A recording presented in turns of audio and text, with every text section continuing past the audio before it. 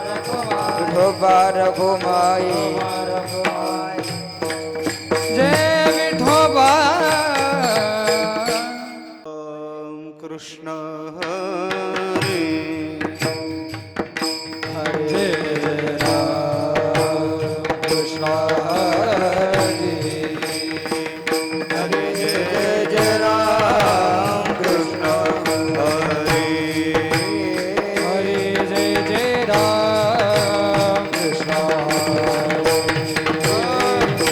जय राम कृष्ण हरे हरे जय जय राम कृष्ण हरे जय जय राम कृष्ण हरे हरे जय जय राम कृष्ण हरे जय राम कृष्ण हरे हरे जय जय राम कृष्ण हरे जय राम कृष्ण हरे जय जय राम कृष्ण हरे जय जय राम कृष्ण हरे जय जय राम कृष्ण हरे जय जय राम कृष्ण हरे जय जय राम हरे जय जय राम कृष्ण हरे जय जय राम हरे जय जय राम कृष्ण हरे जय जय राम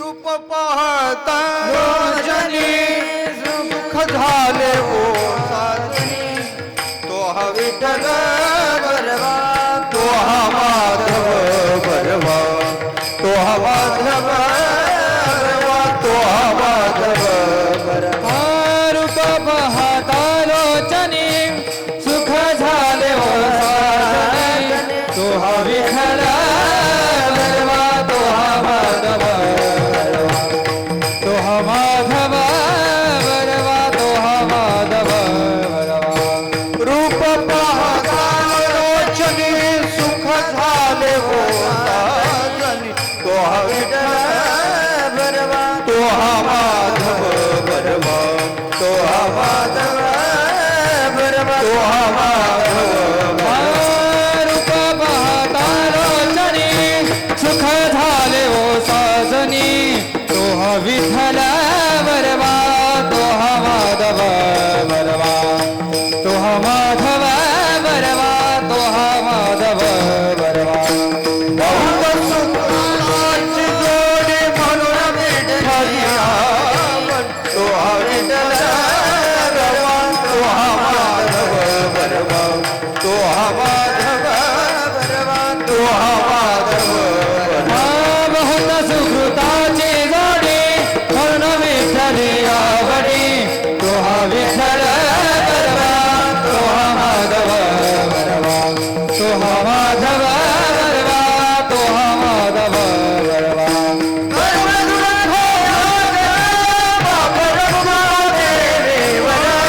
सुखाचे आगर बाप रखुमा देवीवर सर्व सुखाचे आगर बाप रखुमा देवीवर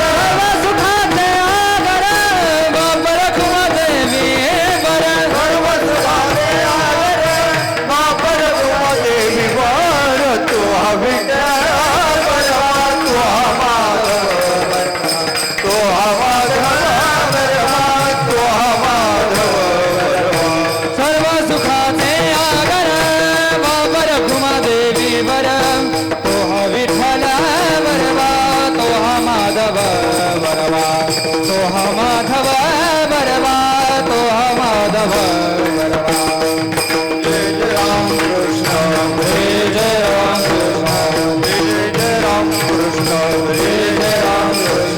जय जय राम कृष्ण हरे जय राम कृष्ण जय जय राम कृष्ण हरे जय राम कृष्ण जय जय राम कृष्ण हरे जय जय राम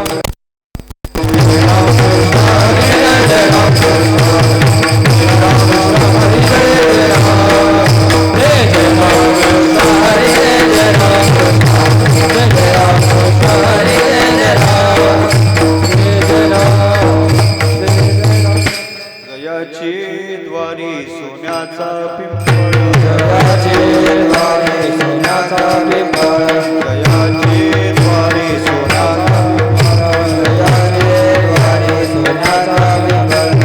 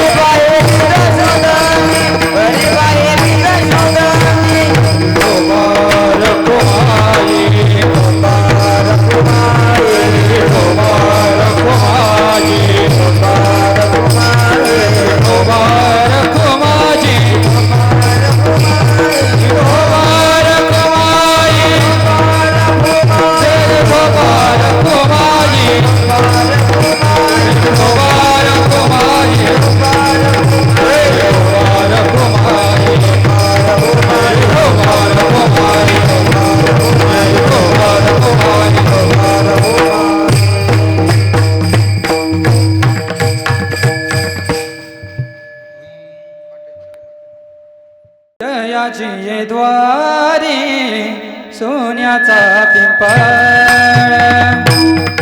जयाची ये द्वारी सोन्याचा पिंपळ जयाचे द्वारे सोन्याचा पिंपळ जयाचे द्वारे सोन्याचा पिंपळ जयाची द्वारी सोन्याचा पिंपळ जयाची द्वारी सोन्याचा पिंपळ जयाचे द्वारे सोन्याचा पिंपळ जयाचे द्वारे सोन्याचा पिंपळ अंगी ऐसे रे रामोले अंगी ऐसे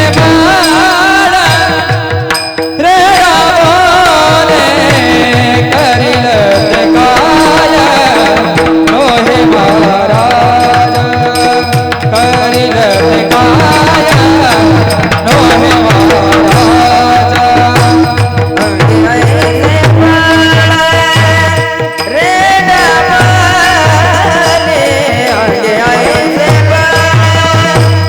रे रामोले करिल ते काय होय महाराज करिल ते काय होय महाराज हरी बाहे बीज शुद्धांगीरा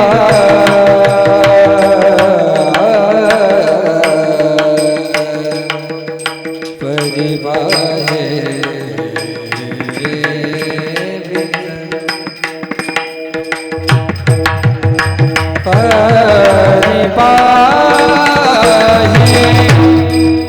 परिबाहे बीजरा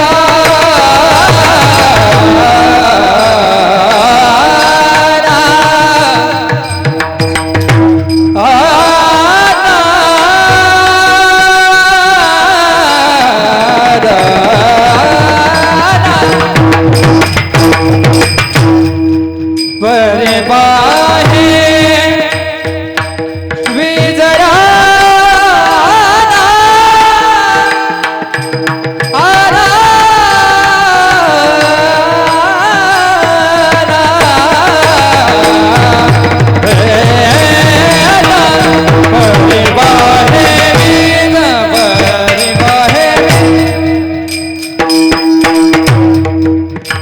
वर पाहे बिदळ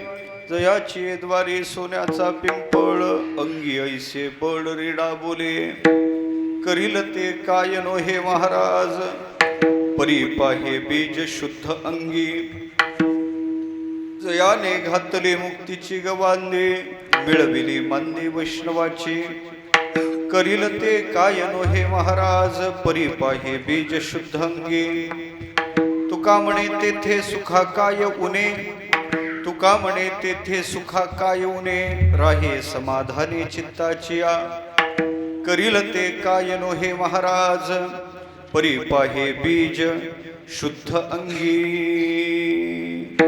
पांडुरंगा करू प्रथम पांडुरंगा करू प्रथम नमन करू प्रथम पांडुरंगा करू प्रथम नमन तुझे चरण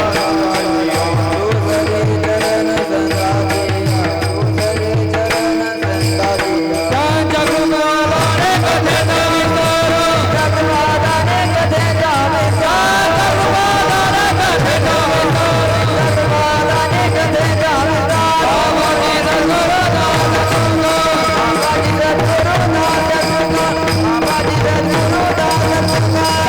सद्गुरु विठ्ठलं सुकरुणार्णवमाशुतोषं दिनेष्टपोषणं भगसन्ति सिन्धुशोषं श्रीरुक्मिणी मतिमुषं पुरुषं परन्तं वन्दे दुरन्तचरितं हृदि सञ्चरन्तं ज्ञानेशो भगवान् विष्णु निवृत्तिर्भगवान् हरः सोपानो भगवान् ब्रह्मा मुक्ताख्या ब्रह्मचित्कला कथं यातोसि वैकुण्ठं मानवं देहमत्यजन् तुकाराम महासाधु कृपया ज्ञापयस्व मां सम्पाद्य ज्ञानं च विधाय भक्तिं विलोकितो येन समाधिराजः वैराग्यवन्तं सुविचारयुक्तं नमामि जोगं शिरसा गुरुं तं विठ्ठल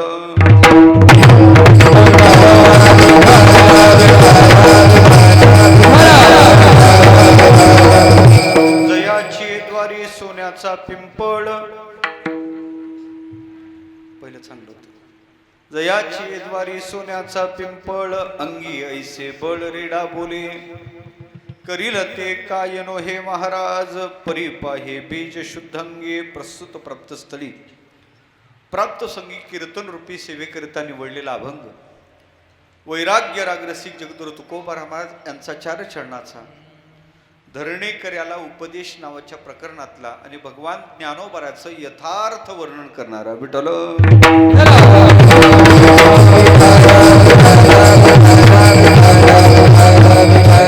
चिंतनाला आरंभ करण्यापूर्वी परिहार द्यायचा तो असा भगवान परमात्म्याच्या कृपेनं साधू संतांच्या आशीर्वादाने श्री विठ्ठल रुक्मिणी देवता वर्धापन दिनाचं औचित्य साधून चालू असणारा अखंड हरिनाम सप्ताह गेले 25 वर्षापासून अव्याहत इथं भगवान परमात्म्याच्या प्रासादात मोठ्या आनंदात अशा प्रकारचा होत असतो. हे रौप्य महोत्सवी वर्ष आनंदात अशा प्रकारचं चालू झालेलं आहे.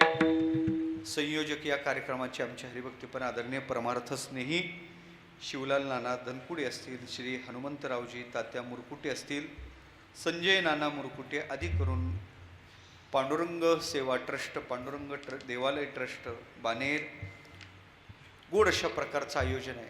जवळपास 5-7 वर्षापासून नाना मी इथे येतो, 5-7 वर्षापासून येतो. मला वाटते इथं आल्यानंतर देवाकडे पाहिल्यानंतर समाधान वाटते.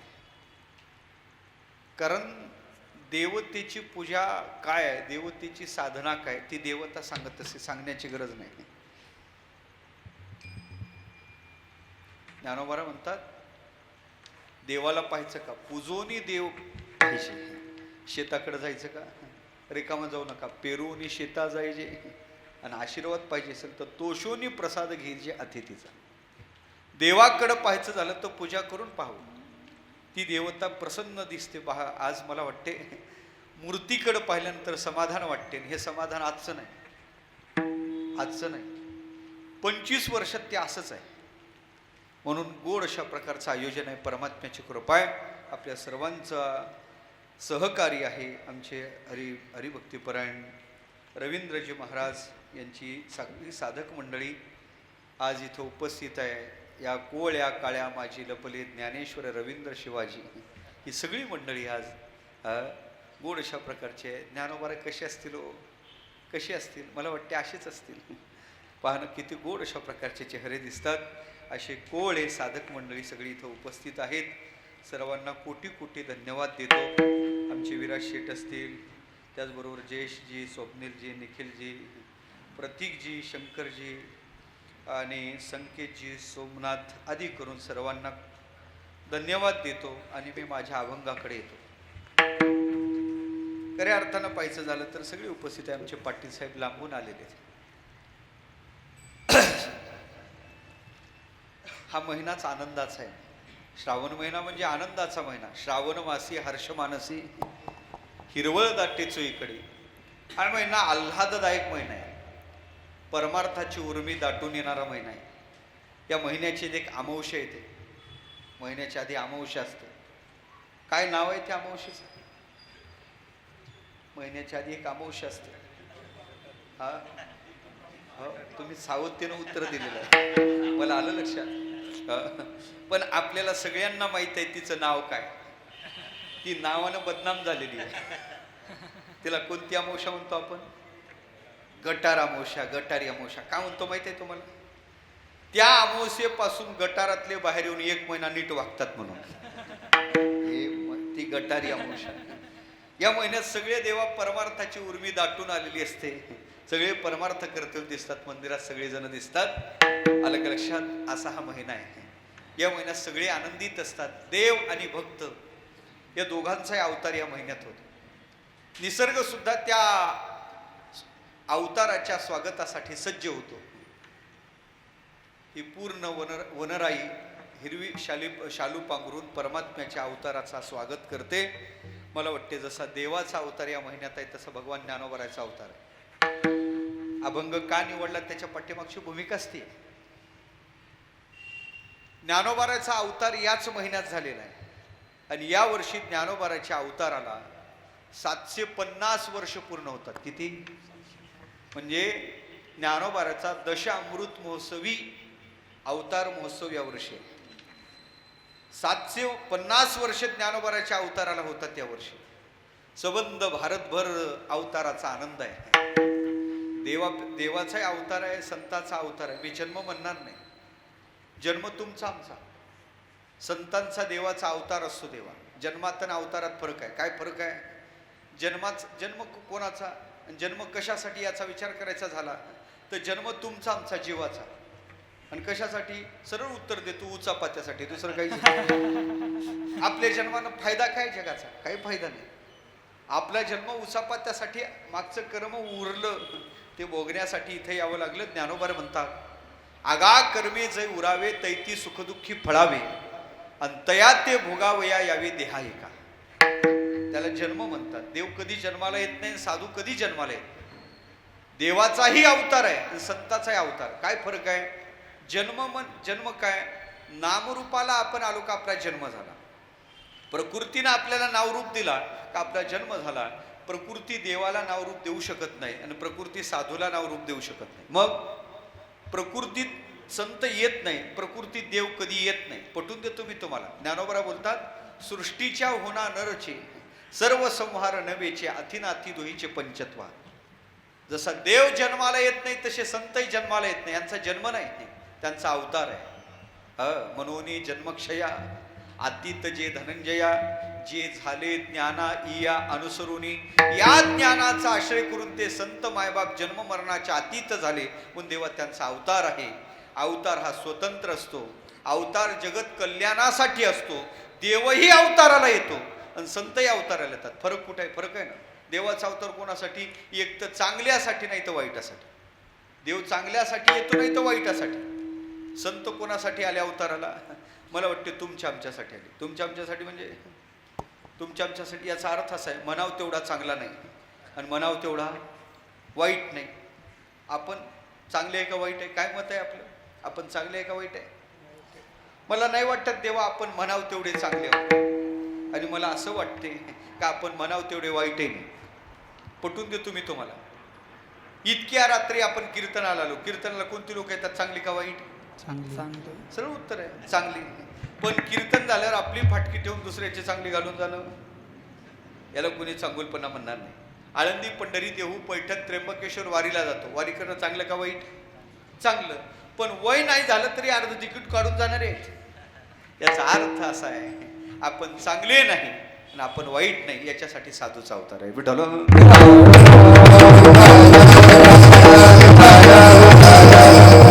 ज्ञानोबाराचा अवतार आहे. ज्ञानोबाराचा अवतार कशासाठी आहे खरं सांगू? जे ज्ञान तुम्हापासून आम्ही त्या ज्ञानापर्यंत जाणं शक्य नव्हतं, ते ज्ञान लोपलं होतं आणि ते लोपलेलं ज्ञान प्रगट करण्यासाठी लोपले ज्ञान जगे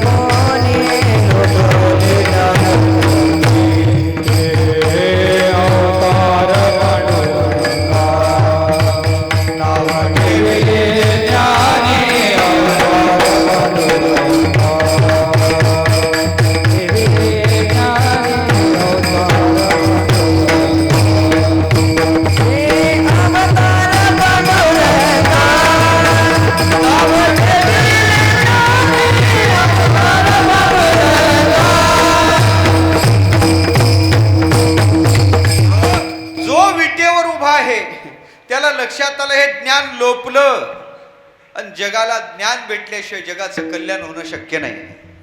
ऋते ज्ञानान्न मुक्ती, ज्ञानेविन मोक्ष नाही हा सिद्धांत असं जर असेल तर हे ज्ञान जगाला भेटलं पाहिजे. जे पुराणादिकात कथांतरात लुप्त झालं, शास्त्रादिकात भाषांतरात लुप्त झालं आणि ते ज्ञान आमच्यापर्यंत येण्यासाठी ते प्रगट करायचं होतं म्हणून प्रगट गुह्य बोले विश्व ब्रह्मचे केले आणि त्याच्यासाठी ज्ञानोबाराचा अवतार आहे. ते ज्ञान प्रगट करण्यासाठी पांडुरंगानेच ज्ञानोबाराचा अवतार घेतला, दुसरं नाही. जेने गीता उपदेशिली तीही विटेवरी माऊली, ज्यानं कुरुक्षेत्राच्या रणांगणावर गीता प्रगट केली तीच विटेवर उभा आहे आणि जो विटेवर उभा आहे तोच आळंदीत आहे. तोची अवतार धरी अलंकापुरी, ज्ञानाबाई सुंदरी ताराबाई. पण याचा अर्थ असा आहे त्याच देवाने ते ज्ञान आपल्याला प्राप्त होण्यासाठी संत अवतार धारण केला. का देव देऊ शकला नसता? नाही. देवाकडे ज्ञानाची मिरास नाही, देव ज्ञान देऊ शकत नाही. देव तुम्ही म्हणाला असं कसं म्हणता? अर्जुनाला कोणी ज्ञान दिलं? कोणी दिलं? देवानी. मी म्हणत नाही देवानी दिलं नाही ज्ञान अर्जुनाला. देव ज्ञान देऊ शकत नाही, माझं धाडसाचं वाक्य. देव ज्ञान देऊ शकत नाही. देव म्हणून अर्जुनाने पाहिलं तोपर्यंत त्याला ज्ञान नाही भेटलं. अर्जुनाला म्हणावं लागलं तू गुरुबंधू पिता, तूची आमुची इष्टदेवता, आपदी सदा रक्षिता तुची आमुते. अर्जुनाला मानावं लागलं तू गुरु आहे. ज्यावेळेस ब्रह्म गुरुरूपाला प्राप्त होते तेव्हा ज्ञान देते. ब्रह्मैव गुरुरूपेन अवतिष्ठते असं श्रुती माता सांगते. देव ज्ञान देत नाही, ते गुरु झाला पाहिजे, तो संत झाला पाहिजे, तेव्हा ते ज्ञान देऊ शकतो. म्हणून मला वाटते अर्जुनाच्या समोर असणारा जोपर्यंत देव आहे तोपर्यंत ज्ञान नाही. अर्जुनाने सांगितलं तू गुरु आहेस, तू पिता आहे, तू बंधू आहे, आणि मग देवाने ज्ञान दिलं. याचा अर्थ असा आहे का ज्ञान पाहिजे असेल तर संतांकडे जावं लागते. म्हणून त्याच देवाने संत अवतार धारण केला, तो ज्ञानोबाराचा अवतार आहे आणि त्याला 750 वर्ष पूर्ण होतात. म्हणून ज्ञानोबाराचं वर्णन घडावून अभंगाचा प्रपंच आहे. अभंग पाठ आहे, सगळ्यांना अभंग पाठ आहे. इतका सोपा अभंग आहे. जयाचे द्वारी अंगी ऐसे बळ करील ते काय, जयाने घातली मिळविली मंदे तुका म्हणे तेथे. सगळ्या महाराजांना पाठ आहे. असाच अभंग घेतला, सगळ्यांना पाठ आहे. हे सगळ्यांना पाठ आहे का नाही? इतका सोपा का घेतला? अवघड येत नाही म्हणून. विठ्ठल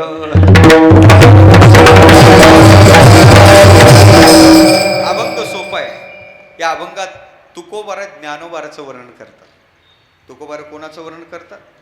ज्ञानोबारायचं तुकोबारा कोणाचे वर्णन करत नाहीत. तुकोबारा वर्णनाच्या बाबतीत जरा कंजूस आहेत बरं का, नाही करत कोणाचं. आम्ही कोणाचंही वर्णन करतो, आम्ही कोणाचंही वर्णन करतो, पण तुकोबारा नाही करत वर्णन कोणाचं. उलट एखादा वर्णन करू लागला तर तुकोबारा सांगतात नका करू नरस्तुती. त्यांना सांगितलं महाराज आम्हाला पोट आहे ना, स्तुती केल्यावर लोक आम्हाला देतील ना. तुकोबारा त्याला निकसून सांगतात अन्न मान धन इथून प्रारब्धात येईल. पंडिताला सुद्धा पाया पडून तुकोबारा सांगतात ऐका ऐका पंडित जन तुमचे वंदितो चरण, तुमच्या पाया पडून सांगतो तुम्ही नराची स्तुती करू नका. त्याच्या पुढं तुकोबारा सांगतात स्तवोनिया नरा केला आयुष्या मातेरा.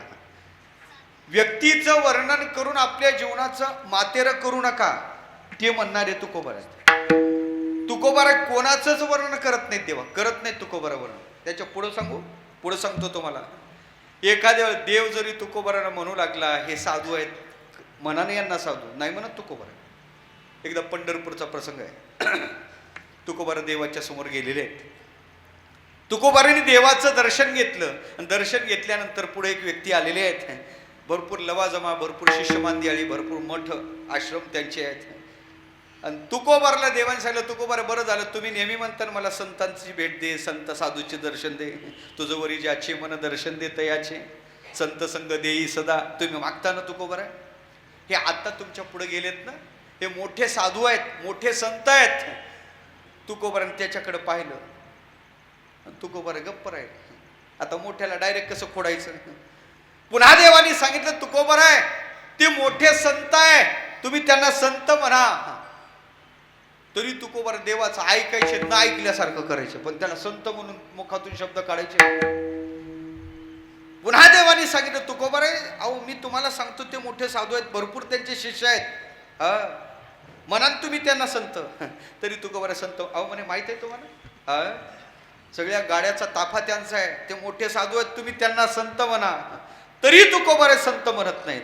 पुन्हा तुकोबारा सांगलं भरपूर मठ आहेत त्यांचे, तुम्ही त्यांना संत म्हणा. तुकोबारा तरी त्याला संत म्हणत नाहीत. देवा शेवटी देवाची तळपाची आग मस्तकाला गेली एवढं सांगून तुम्ही त्यांना संत म्हणत नाही. कोण आहे मी माहित आहे तुम्हाला. अहो मी देव आहे, देव करतुम अन्यथा करतुम, माझी शक्ती माझ्याकडे आहे, मी काही करू शकतो. आणि हे शब्द म्हणल्यानंतर तुकोबारा म्हणतात देवा धमकी देऊ नको, मी त्याला संत म्हणणार नाही.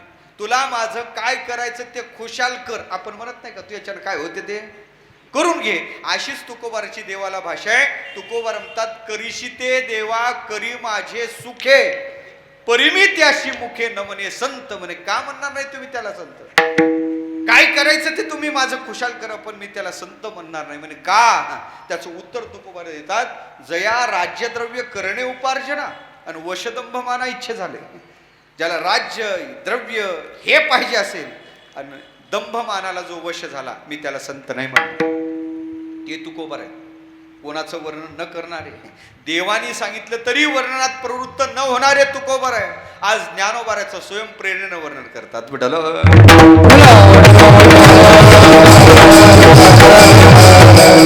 तुकोबाराला कुणी ज्ञानोबाराचं वर्णन करा असं म्हणून सांगितलं नाही, पण आज तुकोबारा ज्ञानोबाराचं वर्णन करतात. आम्ही कोणाचं वर्णन करतो, आमच्या वर्णनाला काही किंमत नाही, आमचं वर्णन काही उपयोगाचं नाही, पण तुकोबारा वर्णन करतात. वर्णन करण्यासाठी काही गोष्टी लागतात देवा. कोणती गोष्ट लागते. वर्ण विषयाचं ज्ञान लागते, वर्ण विषयाच्या विषयी प्रेम लागते. आणि मला वाटते त्या शब्दाची सामुग्री आपल्याकडे पाहिजे. वर्णासाठी 3 गोष्टी पाहिजे. तुकोबाराकडं ज्ञानही आहे. किती ज्ञान आहे. तुकोबारा म्हणतात वेदाचा अर्थ जर विचारायचा झाला तर आम्हाला विचारा, बाकीच्याने फक्त पाठांतराचा भार व्हायचा. वेदांचा तो अर्थ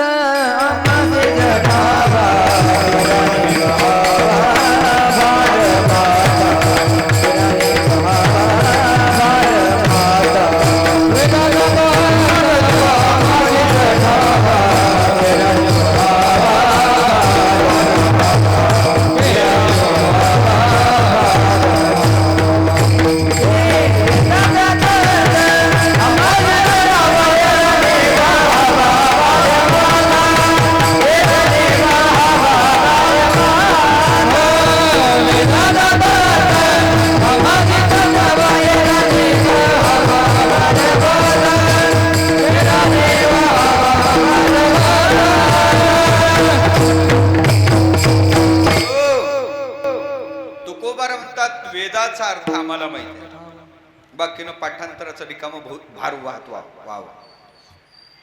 ज्ञान आहे. या अभंगात ज्ञानोबाराचं वर्णन तुकोबारा करतो. अभंग पाठातला ज्ञान आहे का? तुकोबाराला ज्ञानोबाराचं ज्ञान आहे. दुसरी विशेषता आहे प्रेम आहे का?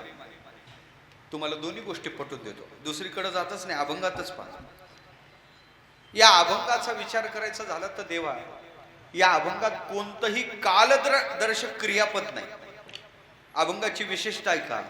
अभंग पाठ आहे, पण या अभंगात कोणतंच कालदर्शक क्रियापद नाही. जयाचे द्वारी सोन्याचा पिंपळ होता नाही, जयाचे द्वारी सोन्याचा पिंपळ आहे नाही, जयाचे द्वारी सोन्याचा पिंपळ होई नाही. कालाची मर्यादा घालणारं क्रियापद अभंगात कुठंच नाही. अंगी ऐसे बळ रेडा बोले होते नाही. सगळीकडे लावा ना असं, आहे नाही, होईल नाही, करील ते काय नोहे महाराज नाही. मला सांगायचं काय, या अभंगात महाराजांनी क्रियापद नाही वापरलं. वर्णन करतेस तुकोबारा या अभंगात ज्ञानोबाराचं वर्णन करतात, क्रियापदाची योजना नाही. आणि दुसरं सांगतो, या अभंगात ज्यांचं वर्णन आहे त्यांचं नाव कुठंच नाही. अभंग पाहून घ्या. मी सांगितलं ज्ञानोबाराचं वर्णन आहे, पण अभंगात ज्ञानोबाराचं कुठं नाव आहे? जयाचे द्वारी सोन्याचा पिंपळ, अंगी ऐसे बळ, करील ते काय नोहे महाराज, परिपाहे बीज, शुद्धांगी, तुका म्हणे आपलं जयाने घातली तिची मिळविली मांदी, वैष्णवांची तुका म्हणे ते सुख काय होईल, राहे समाधानी. कुठे ज्ञानोबाराचं नाव? ऐका, दोन गोष्टी अभंगात विशेष आहे. या अभंगात ज्यांचं वर्णन आहे त्यांचं नाव कुठंच नाही, आणि ज्यांचं वर्णन केलं त्यांचं वर्णन करते तुकोबारा क्रियापदाची योजना करत नाही. का नाही बाबा? क्रियापद करते काय? कालाची मर्यादा घालते. तुकोबाराला माहित आहे ज्ञानोबाराचं ऐश्वर्य कालही तसंच होतं, ज्ञानोबाराचं ऐश्वर्य आजही तसंच आहे आणि उद्याही तसंच राहणार आहे. क्रियापद कालाची मर्यादा घालते. अमुक राजा असा होता, भूतकाळात त्याचं ऐश्वर्य जमा होते, त्याची कीर्ती इतिहासात जमा होते देवा, होती आजही आहे आणि उद्याही तशीच राहणार आहे. तुकोबाराला माहित आहे याला जर क्रियापद टाकलं असतं तर ज्ञानोबाराच्या ऐश्वर्याला, ज्ञानोबाराच्या वर्णाला क्रियापदानं मर्यादा घातली असती. संताचं जीवन कोणत्याच कालाला सापेक्ष बनत नाही, ते तिन्ही कालात तसंच असते. आणि नाव का घेतलं नाही? व्यवहारात आपण नाव घेतो, वर्ण असते ना, ते माता भगिनी नाव घेतात. आता ते मला नाही घ्यायला जमायचं बरं का, कारण आमचं झालं नाही विठ्ठल. भरपूर वर्णन करते आणि वर्णन केल्यानंतर पुढचं जे नाव घेते ना, वाटच्या रे वाटसरा, काय पाहतो वाकून, कशाचं कुलूप आहे? हे सोन्याचं कुलूप. कोणाच्या वाड्याला? ते सोन्याचं कुलूप, ते शब्दच तेवढा खरा असते, कोण्या सोन्या सावकाराचं असते ते माहित नाही. वर्णन केलं जाते, पण पुढं नाव घेतलं का ते वर्णन फेल जाते. महाराज, ज्याचं निरतिशय प्रेम आहे त्याचं नाव येत नाही देवा, त्याचं वर्णन बाहेर पडते. या अभंगात ज्ञानोबार आहे, आपलं तुकोबार आहे, ज्ञानोबाराचं नाव घेत नाही. का नाही? ज्ञानोबाराच्या विषयी निरतिशय प्रेम आहे. आणि शास्त्र सांगते काही नावं घेऊ नये, काही घेऊ नये. नाव कोणकोणते घेऊ नये? पहिलं नाव घेऊ नये, आत्मनाव घेऊ नये, स्वतःचं नाव घेऊ नये. दुसरं नाव गुरुचं नाव घेऊ नये. तिसरं नाव कृपण व्यक्तीचं नाव घेऊ नये. चौथं नाव ज्येष्ठ अपत्य मोठ्या मुलाचं नाव घेऊ नये. आणि पाचवं नाव कलत्र म्हणजे बायकोचं नाव घेऊ नये. मी पदरचं नाही, तुम्हाला शास्त्र सांगत आहे. 5 नावं घेऊ नये माणसाने. ज्याला आपलं भलं भाव वाटते, ज्याला आपलं कल्याण करून घ्यायचं, शास्त्र सांगते 5 नाव घ्यायचे. आत्मनाव, गुरुचं नाव, कृपण व्यक्तीचं नाव, ज्येष्ठ अपत्याचं नाव आणि कलत्र म्हणजे बायकोचं नाव. 5 जणांची नाव घेऊ नये. मग तुम्ही म्हणाल आता महाराज हे लय अडचण निर्माण केली तुम्ही. आत्मनाव घेऊ नये याची सुटका सांगू का तुम्हाला? आत्मनाव घेऊ नये या शब्दाचा अर्थ आपली खुशारकी मिरवत जाऊ नये, हा त्याचा अर्थ आहे. प्रौढी म्हणून आत्मनाव घेऊ नये. गुरुचं नाव घेऊ नये या शब्दाचा अर्थ आहे गुरुचं नाव एकेरी घेऊ नये. गुरुच्या नावाच्या विषयी परमादर चित्तात असावा. गुरुच्या नावाचा जप करायचा चालतो. गुरुचं नाव व्यवहारात एकेरी घेतलं तर दोष लागतो, पण गुरुचं नाव एकेरी व्यवहारात घेऊ नये. घ्यायचं झालं तर शास्त्र बोलते अभियुक्तानाम नामधेयम श्रीकारपूर्वकम प्रयुज्येत. अभियुक्त पुरुषाचं नाव श्री शब्दाचा प्रयोग करून घ्यावं. गुरुच्या नावाच्या समोर श्री वापरावा किंवा गुरुच्या नावाच्या ऐवजी श्री शब्दाचा प्रयोग करावा. एकेरी घेऊन. आणि त्याच्या पुढं सांगायचं झालं तर कंजूस कुरपण व्यक्तीचं नाव घेऊ नये. का नाही? सरळ सांगतो, पाप लागू नये म्हणून घेऊ नये.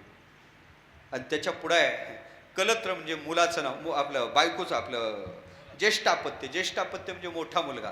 मोठ्या मुलाचं नाव बापाने घेऊ नये. शास्त्र बोलते मोठ्या मुलाचं ज्येष्ठापत्य कलत्रंच. ज्येष्ठापत्य म्हणजे मोठा मुलगा. मोठ्या मुलाचं नाव घेऊ नये या शब्दाचा अर्थ आहे तसे मुलाला 5 नाव असावे. मुलाला किती नाव असावे? 5 नाव असावे. मुलाला 5 नावं. कोणते नाव? ऐका. त्याच्या राशीचं नाव, त्याला रास नाव म्हणतो आपण, ते राशीतलं एक नाव असावं. दुसरं, जो ज्या मराठी महिन्यात जन्माला येतो त्या मराठी महिन्याचा प्रत्येक स्वामी आहे आणि त्या स्वामीचं नाव त्याला असावं.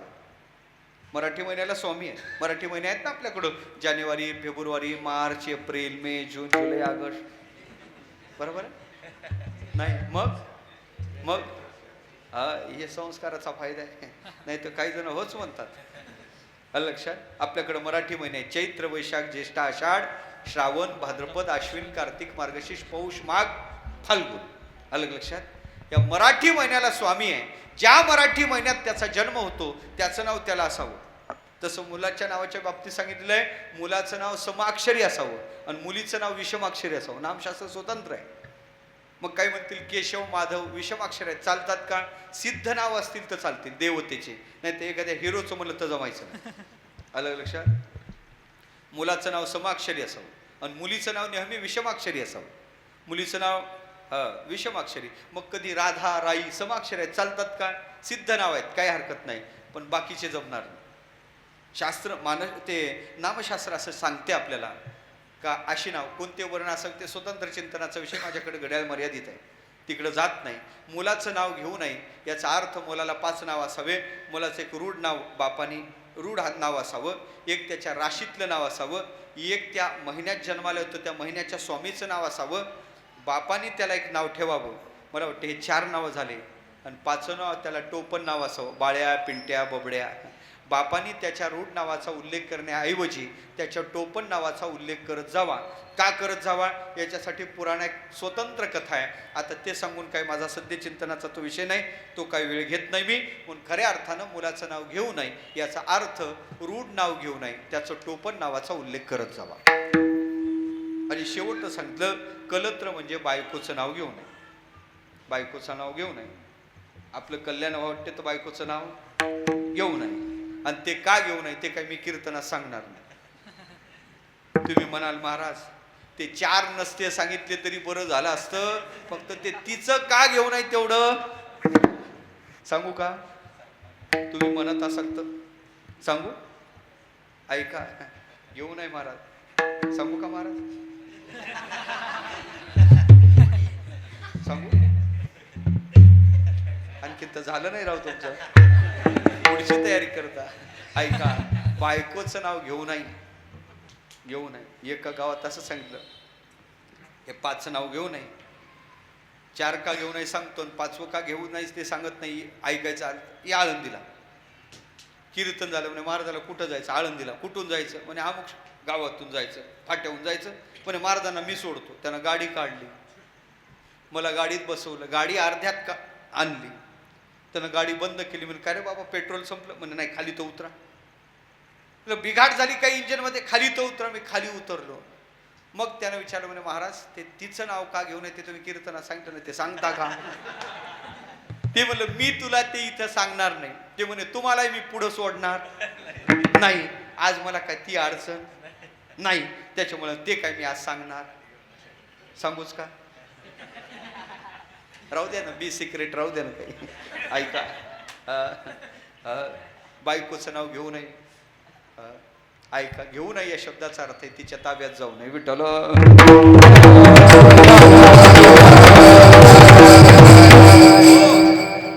आणि सोपं सांगा, मी हे सांगत नसतो, इथं सांगितलं.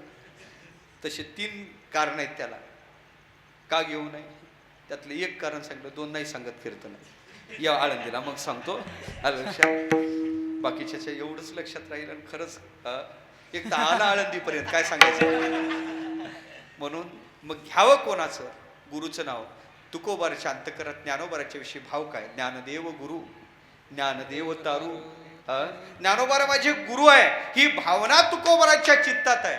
परम आदर तुकोबाराच्या चित्तात ज्ञानोबाराच्या विषयी आहे. मग ज्ञानोबाराचं वर्णन केलं पण नाव नाही घेतलं. विठ्ठल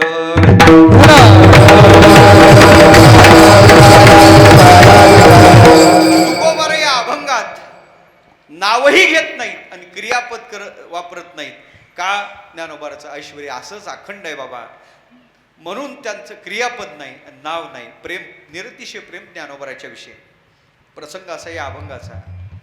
एक कुणीतरी धरणेकरी आळंदीला ज्ञानोबाराच्या समाधीजवळ धरणं धरून बसला.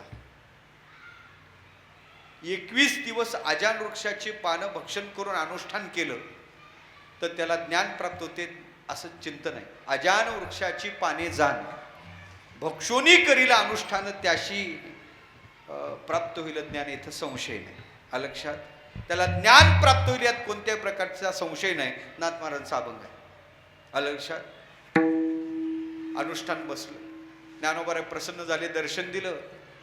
ज्ञानोबारांनी दर्शन दिल्यानंतर झालं असं, तो सगदगद झाला. ज्ञानोबारांनी सांगितलं, बाबा कशासाठी बसलास तू? काहीतरी इच्छेनं तो बसलेला ज्ञानोबारा जवळ अनुष्ठान मांडून. त्यांनी सांगितलं म्हणे महाराज या इच्छेसाठी मी बसलो. पण त्यांनी सांगितलं, ज्ञानोबारांनी सांगितलं, बाबा सध्या देहूला तुकाराम महाराज नावाचे एक सत्पुरुष अवताराला आलेले आहेत. तुला हे काम व्हावं वाटत असेल तर तू माझ्याकडे न थांबता हे तुझी इच्छा पूर्ण होईल, तू फक्त तुकोबाराकडे जा. ज्ञानोबारा अंतर्धान पावले. त्याला वाटलं आपली इच्छा आहे. सकाम वृत्तीनं तो साधक होता. सकाम अंतकरणात इच्छा होती. त्याला वाटलं आपलं काम होणं एवढंच आपल्याला महत्वाचं आहे. इथं होईल नाही तर तिथं होईल. ज्ञानोबाराच तिकडे पाठवतात तर काय हरकत आहे. म्हणून तो धरणेकरी आळंदीला सोडलं, देहूला गेला. देहूला गेल्यानंतर तुकोबारा आहे भामचंद्र डोंगरावर साधना करत बसलेले. तुकोबाराचा शोध घेत तिथपर्यंत गेला. तुकोबाराने त्याला पाहिलं. तुकोबारा सगदगद झाले. बाबा कशाला आलास? कोण आहेस तू? एकांतात आलास? सगळं सोडून एकांतात येण्याचं कारण काय? मग त्याने सांगितलं, तुम्ही कोण? म्हणे या देहाला तुकाराम म्हणतात. मग त्याने हात जोडले आणि पाया पडू लागला. म्हणे महाराज मी तुमच्या शोधात आलो. माझ्या शोधात? अरे माझ्याकडे येण्याचं कारण काय? मग त्याने सांगितलं, महाराज मी आळंदीला ज्ञानोबाराच्या समाधीजवळ धरणं धरून बसलो. मग तो इतका आनंद तुकोबाराला झाला. महाराज सगदगद झाले. माहेराहून आले ते माझं माहेर. माझ्या ज्ञानोबाराकडून तुम्ही आलात. आनंदित झाले ज्ञानोबारा तुकोबारा आहे. म्हणे महाराज मी ज्ञानोबाराच्या मंदिरात अनुष्ठान केलं आणि मला ज्ञानोबारांनी दर्शन दिलं. तुकोबाराच्या डोळ्यातून अश्रू बाहेर आले. वा वा काय भाग्यवान आहेस तू. ज्ञानोबारा कोणालाही दर्शन देत नाही. जन्मोजन्मांतराची पुण्यसामुग्री त्याच्या जीवनात असेल तरच ज्ञानोबाराची भेट, तरीच त्यांची भेट होते, अन्यथा भेट होत नाही. तुकोबाराने डायरेक्ट त्याचे पाय पकडले. ओ म्हणे महाराज थोडं ऐका ना, माझं ऐका ना. ज्ञानोबारा मला दर्शन दिलं. ज्ञानोबारा मला बोलले. तुकोबारा पुन्हा त्याचे पाय पकडतात. काय भाग्यवान आहे तुला. ज्ञानोबारा बोलले, पुन्हा पाय धरले. अहो म्हणे महाराज थोडं ऐका ना. मला ज्ञानोबारांनी भेट दिली, दर्शन दिलं. मी धरणं धरून ज्ञानोबाराकडे बसलो. पण त्या ज्ञानोबारांनी सांगितलं तुझं काम व्हायचं झालं तर तू आळंदीला न थांबता देहूला तुकोबाराकडे जा. तुमच्याकडं मला ज्ञानोबारांनी पाठवलं. आणि हे शब्द ऐकल्यानंतर तुकोबारा आहे आतापर्यंत सगदगद झालेले. आणि मग त्याला म्हणलं, अरे रे रे तू आधाराला सोडून निराधाराकडे आला. अरे तुला काय पाहिजे होतं? कोणत्या इच्छेनं तू ज्ञानोबाराकडे आला होता? काय अपेक्षा तुला ज्ञानोबाराकडून होती? तू माझ्याकडे आला. माझ्याकडे काय? अरे माझा विचार करायचा झाला तर ज्या भंडारावर भामचंद्र मी आहे तिथं झाड नाही. माझी पत्नी अन्ना वाचून मेली. दुष्काळी आटिले द्रव्य नेला मान स्त्री एक अन्न करिता मेली. माझ्या प्रपंचाची वाताहत झाली. गावचा पाटील मला नीट बोलत नाही. गोपाला पाटील गावीचे लोक, माझी अशी अवस्था आहे. तू आधार सोडून निराधाराकडे माझ्याकडे आला. काय ज्ञानोबाराकडे कमी होतं? त्या ज्ञानोबाराने तुला पाठवावं. काय ज्ञानेश्वरी उणे ती हे पाठविले धरणे त्यांनी मला तुला माझ्याकडे पाठवलं, काय ज्ञानोबाऱ्याकडे कमी होतं? आणि मग तुकोबा होऊन लागले, तुला काय पाहिजे होतं? बहुतेक लोक इकडे येतात, ते कशासाठी येतात? मिळावं म्हणून, मिळावं म्हणून, देवाकडूनही काय व्हावं, मिळावं. तुला धनाची अपेक्षा होती का? तुला पैशाची अपेक्षा होती का? जर तुला पैशाची अपेक्षा असेल तर त्या ज्ञानोबाराचं ऐश्वर एवढं आहे बाबा, ज्यांच्या दारातच सोन्याचा पिंपळ. जयाचे द्वारी सोन्याचा पिंपळ,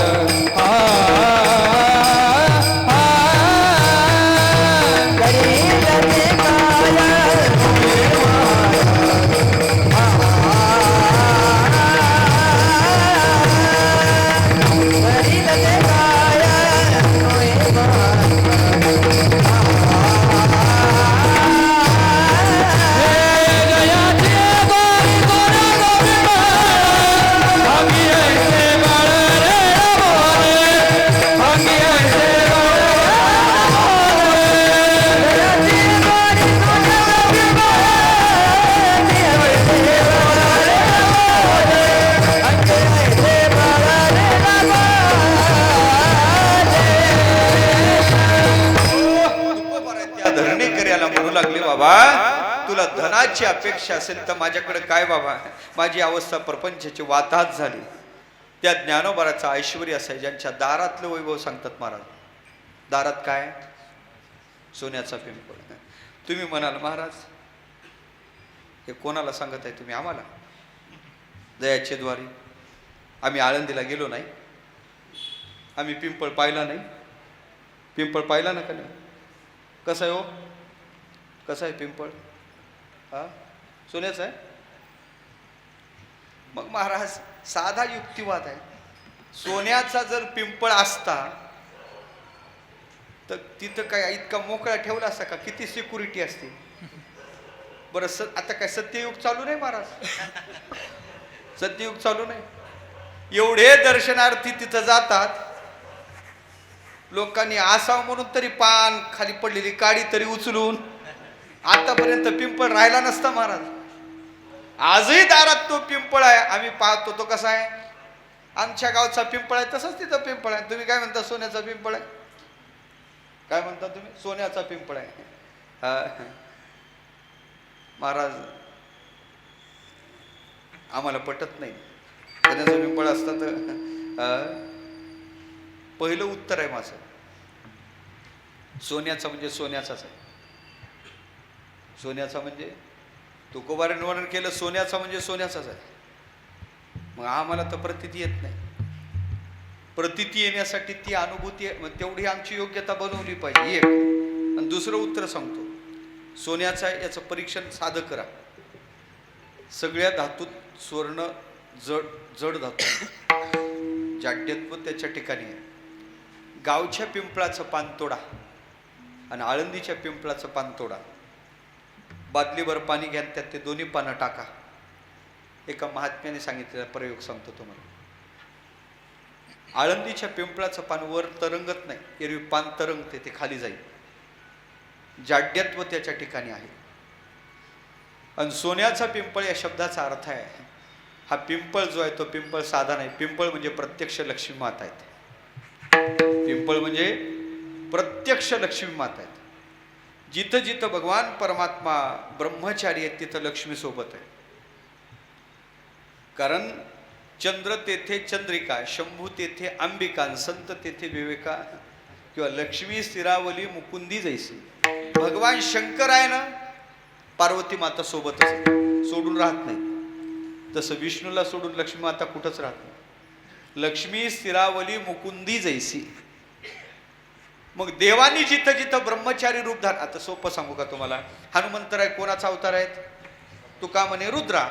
अंजनीच्या रुद्रा म्हणजे भगवान शंकराचा अवतार आहे. आणि कसे आहेत हनुमंतराय? ब्रह्मचारी आहेत, ब्रह्मचारी आहेत. मग पार्वती माता कुठं आहे तिथं? पार्वती माता हनुमंतरायासोबत कुठं आहे? कुठं आहे याचा विचार सांगतो तुम्हाला.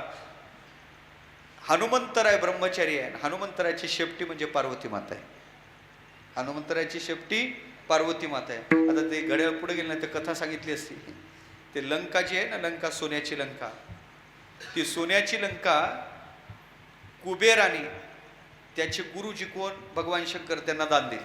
आणि त्यांना दान दिल्यानंतर झालं असं, वास्तुशांती ठेवली. पण वास्तुशांतीला ब्राह्मण बोलवायचे पूजेसाठी.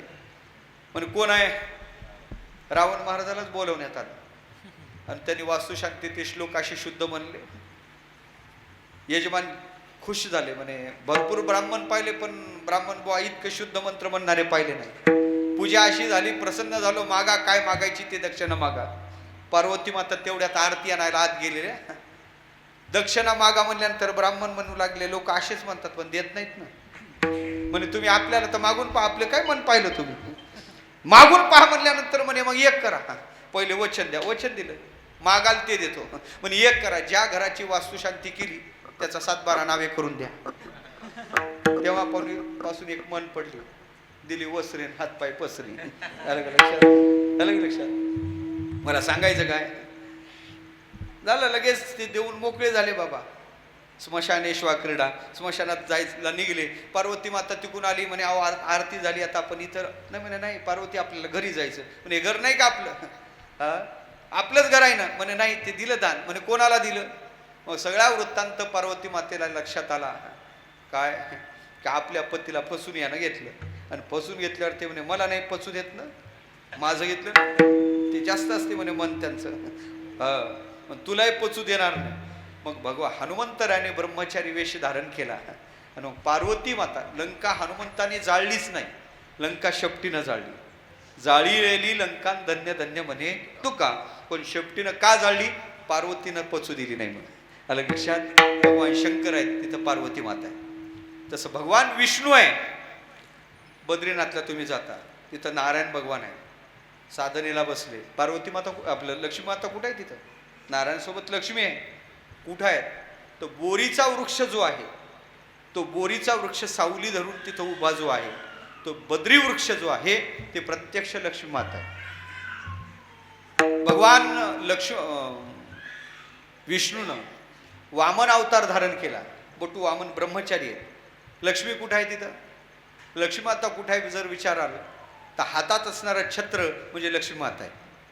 ते छत्र आहे ना वामनाच्या हातात, ती लक्ष्मी माता आहे. तसं भगवान ज्ञानोबा महाविष्णूचा अवतार आहेत. मग लक्ष्मी माता कुठं आहे? तर मला वाटते ती लक्ष्मी माता दारात आहे पिंपळाच्या रूपात. म्हणून जयाची द्वारी सोन्याचा पिंपळ याचा अर्थ असा आहे ती प्रत्यक्ष लक्ष्मी माता दारात आहे. दारी स्वर्ण पिंपळ असणारा लक्ष्मी माता आहे. विशेषता अशी आहे, काही नाव सांगितलं सोन्याचा पिंपळ म्हणजे सुखाचा संसार. सोन्याचा पिंपळ भेटला वेळ तर भावार्थानंतर चिंतन करतो, नाही तर तूर्त सरळ सरळ भाव सांगतो. पण सोन्याचा पिंपळ आहे. व्यवहारात कोणी किती श्रीमंत असला तरी एवढं संपत्ती त्याच्याकडे नाही ज्याच्या दारात सोन्याचा पिंपळ नाही. लंकापती रावणाचा ऐश्वर फार मोठं होतं महाराज. किती घर होते सांगू तुम्हाला? कोट्यावधी घरं काशान तांब्याची होती त्याच्याकडे, आणि 7 कोटी घरं 100 नंबरी सोन्याची होती. सप्तकांचनाची 7 कोटी, आणि एवढी त्याची संपदा होती. पण तुकोबर म्हणतात त्याला कवडी सुद्धा न्यायला जमली नाही. सांगा ते कवडी गेली नाही, सांगा ते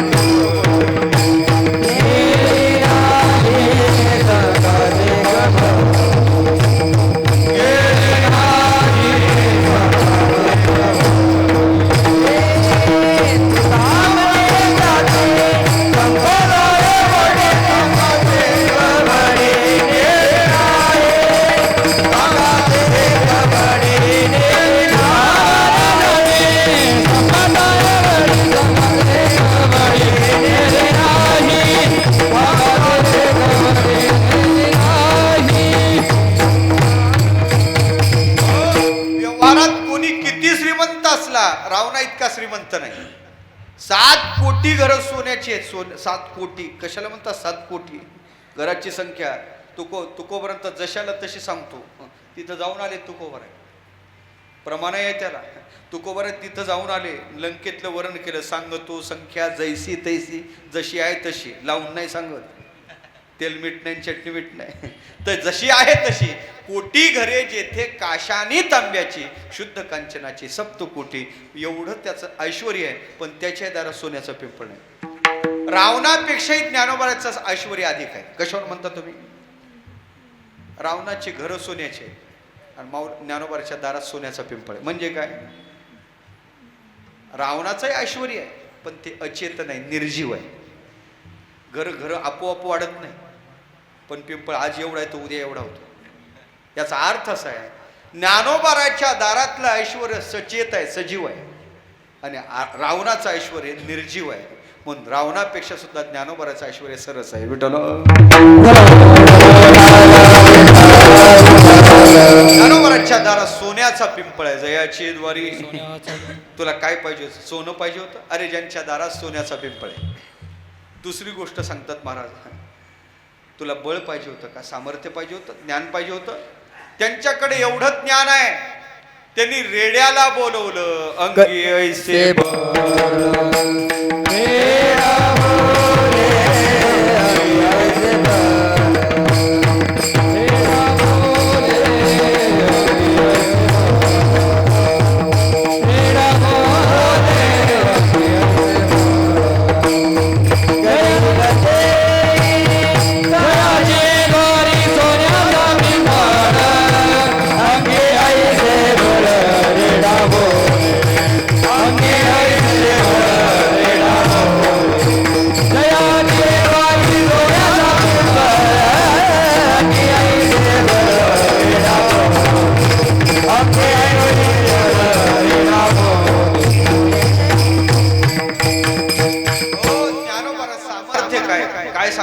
अंगी ऐसे बळ रेडा बोले. कोण बोले? रेडा बोले. रेडा बोले याचा अर्थ, रेड्याला बोलवलं ज्ञानोबारांनी. रेडा कुठं बोलत असते का? काही न युक्तिवाद केला, म्हणे रेडे नावाची जमात असेल, ज्ञानोबारांनी त्यांना बोलक केलं असेल. नाही बाबा. म्हणून निळोबारांनी स्पष्ट सांगलं, मैसी पुत्रा मुखे बोलवणे श्रुती. आता मैसी पुत्र कोण आहे? म्हशीचा पुत्र कोण आहे? टोनगा. अलग लक्षात. रेडा. रेडा माहित आहे ना? त्याला भरपूर नाव आहेत. रेड्याला काही एक नाव आहे, हालिया. काही भागात त्याला हालिया म्हणतात, काही भागात टोनगा म्हणतात, काही भागात त्याला रेडा म्हणतात, काही भागात त्याला गोथ्या म्हणतात. आणि अलीकडलं नाव सांगू त्याला आरटीओ म्हणतात. आरटीओ का म्हणतात माहिती आहे? RTO आडवा झाला का काही घेतल्याशिवाय बिचारा जातच नाही. काहीतरी द्या, काहीतरी. एवढे नाही तो 50 तरी द्या, एवढे नाही तो 10 तरी द्या. आलं लक्षात? काही घेतल्याशिवाय जात नाही. तसा हा बाबा जर वाटेला आडवा झाला, ड्रायव्हर हॉर्न वाजून वाजून बेजार होतो, तरी हा बाबा काही बाजूला होत नाही. खाली उतरावं लागते, हातात काठी घ्यावी लागते, 1-2 टाकाव्या लागतात आणि मग मागं पाहतो आता सध्या भारतात काय चालू आहे ते. अशी जी जात आहे, निर्बुद्ध प्राणी. रेडा वेगळा आणि आपल्या गाईचं वासरू वेगळं. बरं, गाईचं वासरू 100 गाईचा गोठा असू द्या, वासरू सोडा, बराबर आईला जाऊन बिलगते. आणि हे रेडकू सोडा, 100 म्हशी बांधलेल्या असू द्या, ते सुरुवात अशी करते, पहिल्या म्हशीच्या काशीत तोंड घालते, ती लाथ घालते, लक्षात येते रॉंग नंबर, ही आपली आई नाही. दुसरी काशीत तोंड घालते, ती लाथ मारते, लक्षात येते ही आपली नाही. आणि करत करत करत करत करत तिथं येते, आणि ज्या काशीत तोंड घातल्यावर जी लाथ मारत नाही ही आपली आहे. इतका निर्बुद्ध आहे. मला सर्कशी सगळे प्राणी आहेत, अतिशय घातक असणारे, हिंस्रक असणारे, वाघासारखे, सिंहासारखे सुद्धा आहेत, पण रेडा कुठंच नाही. रिंग मास्टरनं रेडा का ठेवला नाही माहिती आहे का तुम्हाला? त्याला माहित होतं रेडा जर ठेवला तर रेडा आपल्याला वेडा करेल, त्याच्या नादी तो लागला नाही. पण असा रेडा, निर्बुद्ध प्राणी. ज्ञानोबा कोणा वेद बोलू शकले असते, पण ज्ञानोबारानं रेड्याकून वेद बोलवले. काय प्रसंग आहे. ज्यावेळेस आळंदीला आई वडिलांनी संन्यास घेतला, संन्यासाची मुलं म्हणून वाळीत टाकलं, शुद्धीपत्र आणण्यासाठी पैठणला गेले. ब्रह्मसभा आहे, दक्षिण काशी आहे पैठण, आणि त्या ब्रह्मसभेत त्यांना उभं केलं. 4 भावंड उभे झाले. काय रे बाळ, नाव काय तुमचं? निवृत्तीनाथांनी सांगले, या देहाला निवृत्ती म्हणतात. ज्ञानोबाने हात पुढे केले, नमस्कार केला. या देहाला निवृत्ती म्हणतात. सोपान काका होते, या देहाला सोपान म्हणतात. चिमुकली मुक्ताबाई होती. मुक्ताबाई बोलायला जरा तिखट आहेत बरं, तिखट आहे मुक्ताबाईचा स्वभाव. मुक्ताबाईचे अभंग पा, बोलण्याची भाषा पा, लक्षात येते मुक्ताबाईचा स्वभाव. बोलण्यातून व्यक्ती कळतात. आणि मग असं झालं, अरे नाव तर फार मोठे आहेत, ब्रह्मज्ञानाचे नाव आहेत. निवृत्ती काय, सोपान काय, ज्ञानदेव काय, मुक्ता काय आहे काही? म्हणजे तुमच्या कृपेने थोडंफार विद्या ग्रहण केलेली आहे, येते, थोडं येते. म्हणल्यानंतर तेवढ्यात म्हणजे काय येते? तुम्ही म्हणाल ते वेद येतात. आणि तेवढ्यात पुढे एक रेडा जात होता. आणि नावात काय असते बाबा, नावात काय रहस्य? ते पुढून जाणारा रेडा, त्याचंही नाव ज्ञान आहे ना. मग ज्ञानोबा म्हणे, त्याच्यात आणि माझ्यात काय फरक आहे? ज्ञानदेव म्हणे, तोही माझा आत्मा, वेगळी कामा तया नाही, आमच्यात वेगळीकताच नाही. आत्मदृष्टीनं त्याच्यात आणि माझ्यात काय फरक आहे? आम्ही दोघं सारखेच आहे. आणि मग असं म्हणल्यानंतर त्या ब्रह्मसभेत असणारे जे पंडित होते त्यांना राग आला. त्यांनी हातात आसूड काढ घेतला, तो आसूड रेड्याच्या पाठीवर मारला. रेड्याच्या पाठीवर आसूड मारला रे मारला का तोच ओळ ज्ञानोबाराच्या पाठीवर आला. तोची ओळ उठी ज्ञान, तोची ओळ उठी ज्ञान दे, तोची ओळ उठी ज्ञान दे. हरिता आसूड रेड्याच्या पाठीवर, आसूड रेड्याच्या पाठीवर, आसूड रेड्याच्या पाठीवर, तोची ओळ उठी ज्ञान, तोची ओळ उठी ज्ञान देवा, तोची ओळ उठी ज्ञान देवा. त्या रेड्याच्या पाठीवर आसूड मारला, ते ओळ ज्ञानोबाराच्या पाठीवर उठले. मुक्ताबाई ओरडले, बंद करा, माझ्या दादाच्या पाठीला लागत आहे. आणि मग पाहिलं तर ज्ञानोबाच्या पाठीला वळ उठलेले पाहिल्यानंतर त्यांनी सांगितलं, अहो यांचे वडील बंगाली विद्या शिकून आले असतील. बंगाली विद्या म्हणे, का रे तुला वेद येतात तसे याला वेद येतील का? ज्ञानोबाराय विनय नाही सोडत. ज्ञानोबाराय विनयाचा परमोच्च बिंदू आहेत महाराज. ज्ञानोबाराचा विनय पाहण्यासारखा आहे. एवढं झाल्यावर आमच्यासारखा महाराज असतात, आम्ही धोतर खोसलं असतं. ज्ञानोबारायत हात जोडून पुढे उभे आहेत. ज्ञानोबा म्हणतात, तुम्ही जर कृपा केली तर काय अवघड आहे? तुम्ही जर कृपा दृष्टी टाकली तर काय अवघड आहे? आणि मग म्हणे बोलो बरं वेद म्हणल्यानंतर ज्ञानोबारांनी त्याच्या पाठीवर हात ठेवला आणि त्याला सांगितलं आत्मदृष्टीनं त्याच्यात तुझ्यात माझ्यात फरक काहीच नाही बाबा, बोल वेद. मग त्यांना विचारलं कोणता वेद बोलू? सगळ्यात अवघड आहे ऋग्वेद. ऋग्वेद अवघड आहे. आणि ज्ञानोबारांनी त्याला सांगितलं मन ऋग्वेद. मारता सोड रेडियाचे पाठी तो वळ उठला, ज्ञानदेव म्हणे बोली रे ऋग्वेद.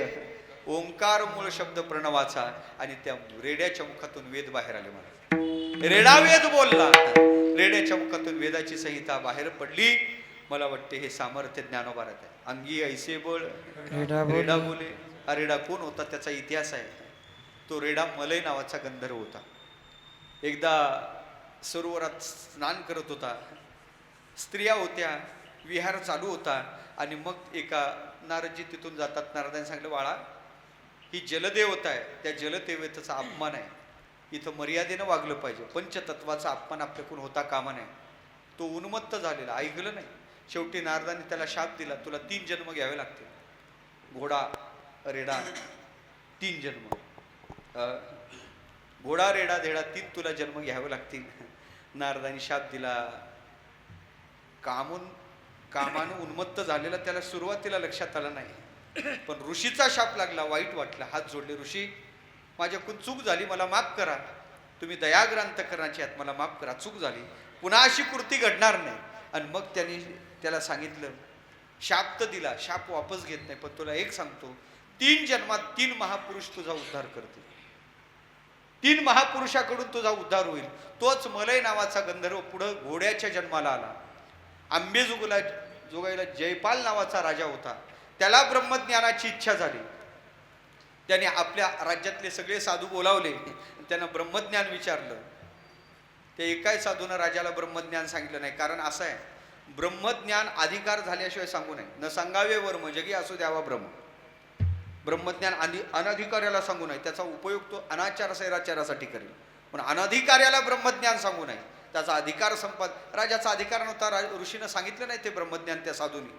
राजाला राग आला, जेवढे साधू बोलावले तेवढ्याला सगळ्याला आपल्या खदानीत कामाला पाठवलं. टेकाव पावडे हातात दिले आणि ते काम करू लागले. हे त्या काळात सिद्ध असणारे मुकुंदराज स्वामी त्यांच्या कानावर ही बातमी गेली. ते धावत धावत तिथं आले, त्या साधूला पाहिलं, त्यांची दयनीय अवस्था पाहिली.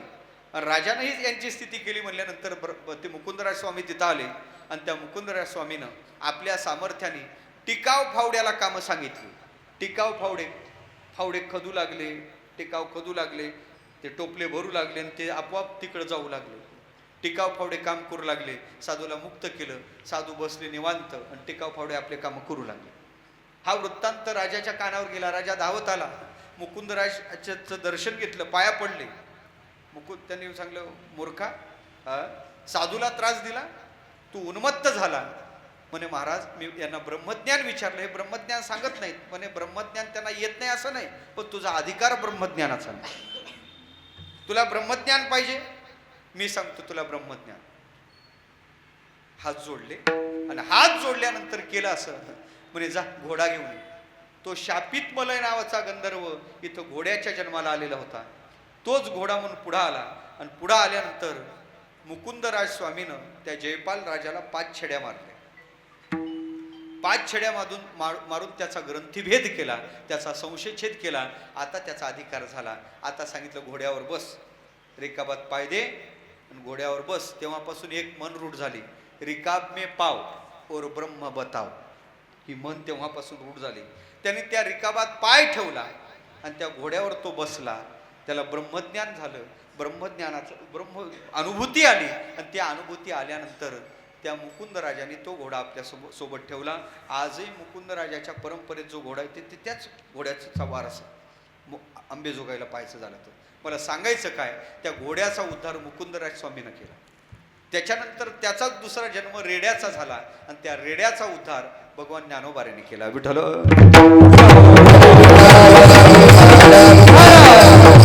तिसरा त्याचा जन्म झाला आणि त्याचा उद्धार रामदास स्वामीनं केला. ती कथा काही मी सांगत नाही, पण अशा त्या रेड्याच्या मुखातून वेदाची संहिता प्रगट केली.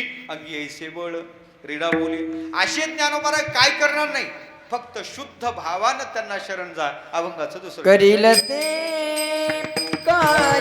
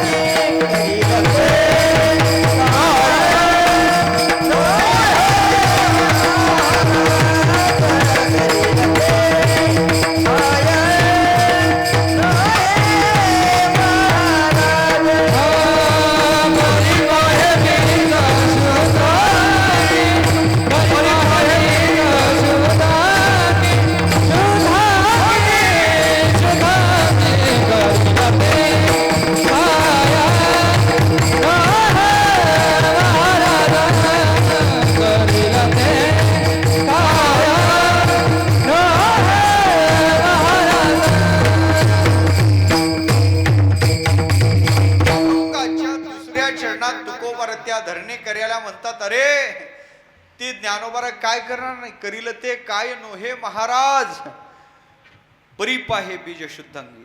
ज्ञानोबारा महाराज आहेत, महाराज. आम्ही महाराज नाही, आम्हाला लोक महाराज म्हणतात. आम्ही बुवा आहे, बुवा. बुवा वेगळा आणि महाराज वेगळा. पूर्वी बुवाच म्हणण्याची पद्धत होती, अलीकडे महाराज बाबा म्हणण्याची पद्धत आली बरं का. बुवा वेगळा, महाराज वेगळा. महाराज कोणाला म्हणतात सांगू तुम्हाला? महाराज कोणाला म्हणावं?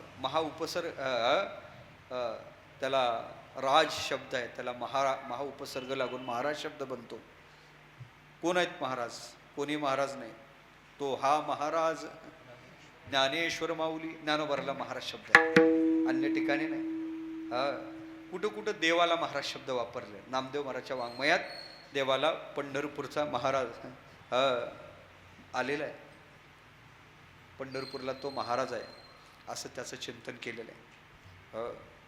महाराज सार्वभौम पांडुरंग दीनबंधू जयाचे हेचे नाम, सकाळी काकड्यात म्हणतो आपण. तो महाराज सार्वभौम महाराज आहे. महाराज वेगळा, राजा वेगळा, ये राजा वेगळा आणि महाराज वेगळा बरं का. राजा वेगळा आणि ये राजा माहिती आहे तुम्हाला? ये राजा, ये राजा माहित नाही तुम्हाला? मागचा घोटाळा आठवा ना, लक्षात येते. विठ्ठल लक्षात.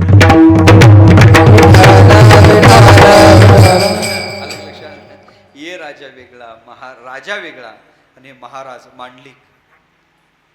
महाराज कोणाला म्हणतात देवा? महाराज कसा असावा? खरं सांगू का, या अभंगाकडे पाहते वेळेस राजा कसा असावा याची आदर्श वस्तुपाठ आहे अभंग. राजा कसा असावा? ज्ञानोबाराला राजा का म्हणायचं? राजाकडे काय असावं? ऐका, मी तुम्हाला उपनिषदातलं चिंतन सांगतो. राजा कसा असावा त्याचं चिंतन शास्त्र बोलते. युवा स्यात् साधू युवाध्यायका आशिष्टा दृढिष्ठा बलिष्ठा तसेव वित्तेन पूर्ण स्यात् एको मानुषानंद. असं तैतरी उपनिषद चिंतन केलेलं आहे. साधू महाराज युवा आहे, ज्ञानोबारा युवा आहेत. युवा स्यात् साधू आहेत. राजा कसा असावा त्याचं सगळं चिंतन आहे. राजा श्रीमंत असावा, जयाचे द्वारी सोन्याचा पिंपळ, जयाचे द्वारी सोन्याचा पिंपळ. राजा श्रीमंत असावा. दुसरी विशेषता आहे, राजा श्रीमंत जमत नाही, त्याच्या अंगात बळ पाहिजे. नाही तर श्रीमंती सांभाळ अंग मनगटात ताकद नसेल तर काय उपयोग आहे? बळ पाहिजे. ज्ञानोबाराच्या अंगात बळ आहे. काय बळ आहे? काय बळ आहे? अंगी ऐसे बळ रे राम. ऐका, राजाच्या ठिकाणी सामर्थ्य असावं, करील ते काय नोहे महाराज. काय करू शकत नाहीत ज्ञानोबारा. त्याच्या पुढे सांगू, राजा उदार असावा आणि राजाच्या ठिकाणी संघटन कौशल्य असावं. राजा उदार असला पाहिजे. ज्ञानोबारा उदार आहेत. किती उदार आहेत? जयाने घातली मुक्तीची गवालती, इतके उदार आहेत. नुक्तीची नाही बरं का, नुक्तीची कोणी घालल? मुक्तीची. मुक्ती माहिती आहे, सगळ्यात अवघड आहे. मोक्ष सगळ्यात अवघड आहे. परमार्थाचा अंतिम साध्य आहे मोक्ष. ते भेटत नाही. याजसाठी जप, याजसाठी तप, व्यासेही अमुप ग्रंथ केले. याजसाठी संत पायसे हे सेवावे, तरीच तरावे तुका म्हणे. हे सगळी साधना त्याच्यासाठी आहे. जन्मोजन्मांतरात साधना करून कधीतरी एखादा मनुष्यानाम सहसेषु कश्चित यतती सिद्धये यततामपि सिद्धानाम कश्चिन्माम व्यक्ती तत्वता. हजारात एखादा नाही, ज्ञानोबा तर सांगतात कोट्यावधीत एखादा कोणीतरी या मार्गाला लागतो आणि सगळे साध्यापर्यंत जात नाही. कोटी लोकात एखादा त्या मोक्षापर्यंत जातो. मोक्ष इतका अवघड आहे, अतिशय दुर्मिळ मोक्ष आहे. त्या मुक्तीचं अन्नक्षेत्र ज्ञानोबाराने खोललं. किती उदार आहेत ज्ञानोबारा. तुम्ही आळंदीला आले आणि फक्त ज्ञानोबाराची समाधी पाहिली तरी त्याला फळ काय?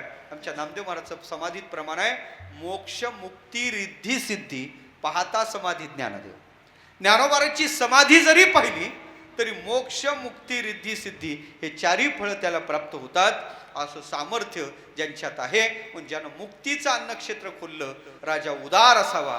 आणि शेवटी सांगू, राजाच्या ठिकाणी संघटन कौशल्य पाहिजे.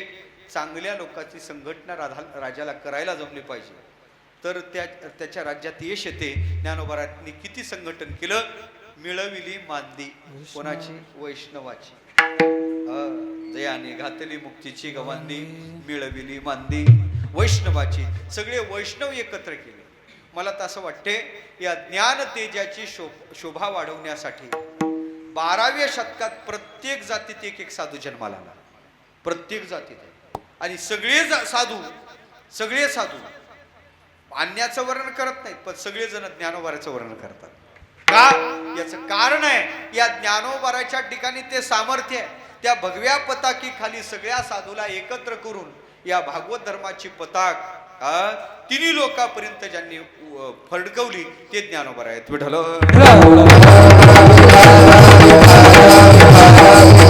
म्हणून तुकोबारा म्हणतात ते ज्ञानोबा काय करणार नाहीत हे महाराज आहेत, समर्थशाली महाराज आहेत. आज आपल्यात ते सामर्थ्य नाही. ज्याच्याकडे करतो अन्यथा कर्तुम शक्ती असते तो काही करू शकतो. म्हणून समर्थ जे करी ते न होय चराचरी.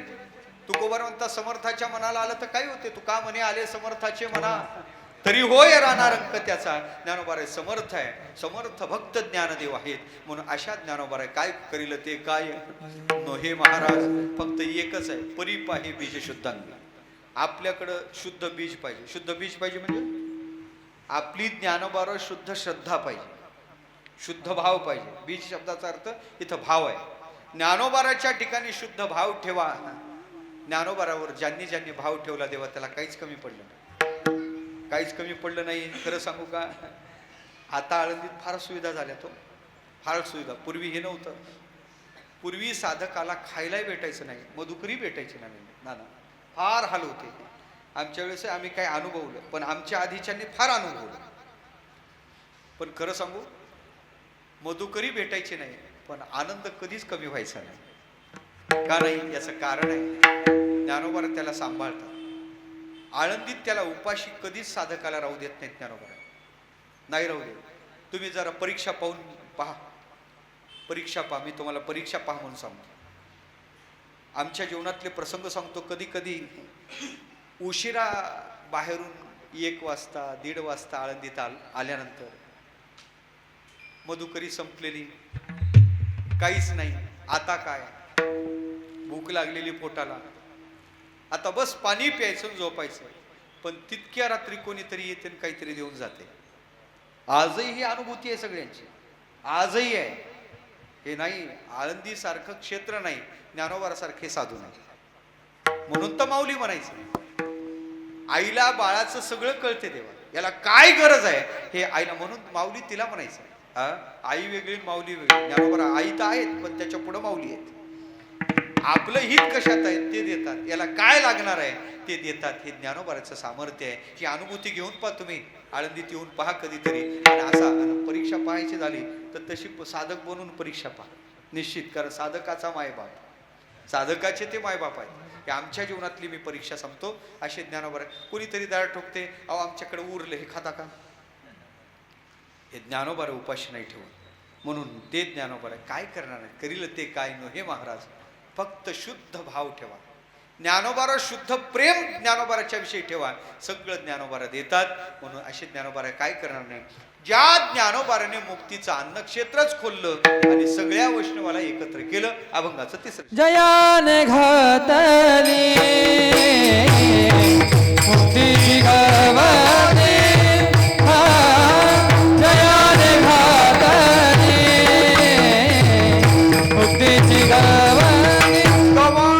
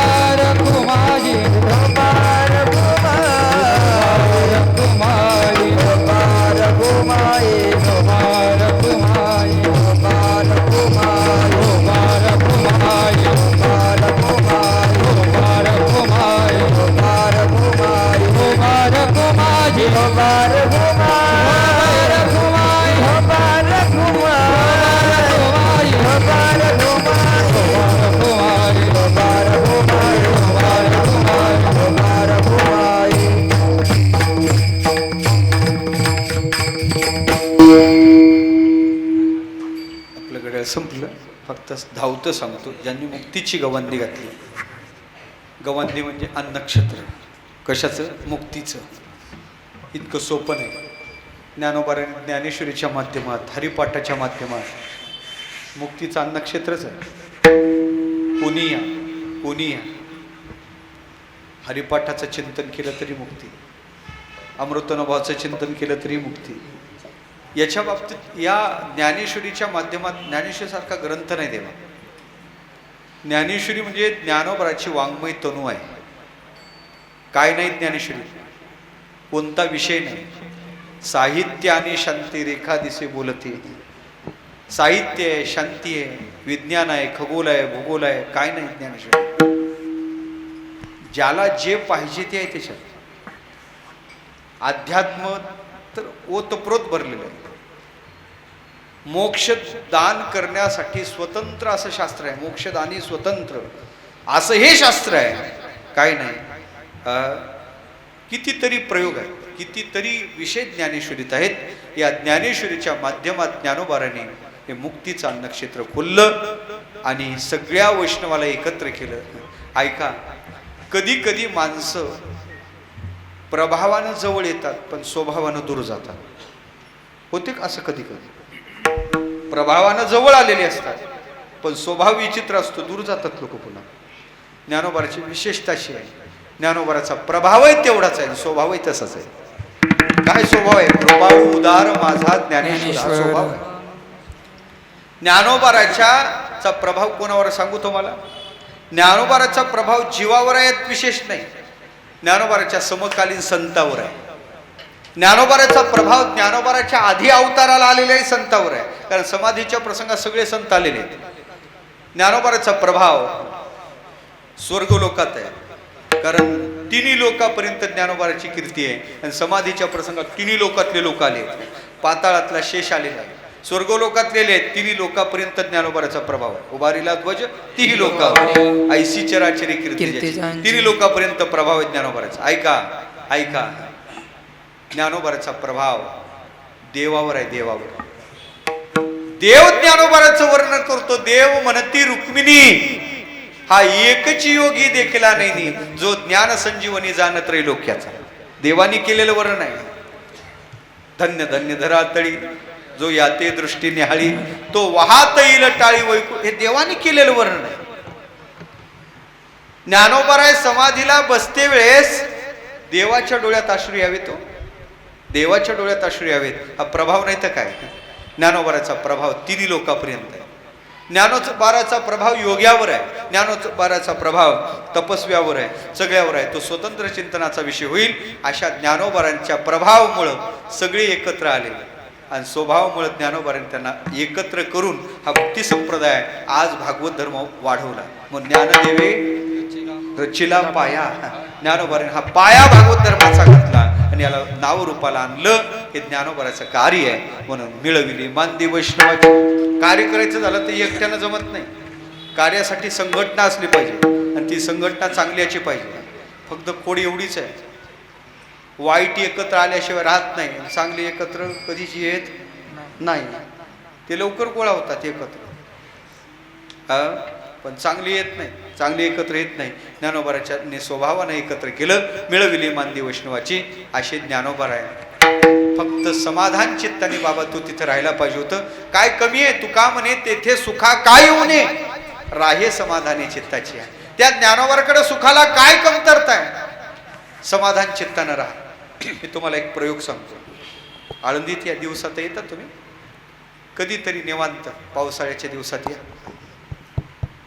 समाधीजवळ गर्दी काहीच नसावी, फक्त ज्ञानोबाराची समाधी असावी आणि आपण ज्ञानोबाराच्या समाधीच्या समोर बसलेला असावं आणि केवळ ज्ञानोबाराकडे पाहत राहा. जी ऊर्जा भेटते ना देवा, जगात ती ऊर्जा कुठंच भेटत नाही. समाधान चित्तानं तिथं राहा. ते सगळं ज्ञानोबाराजवळ आहे. आलं लक्षात?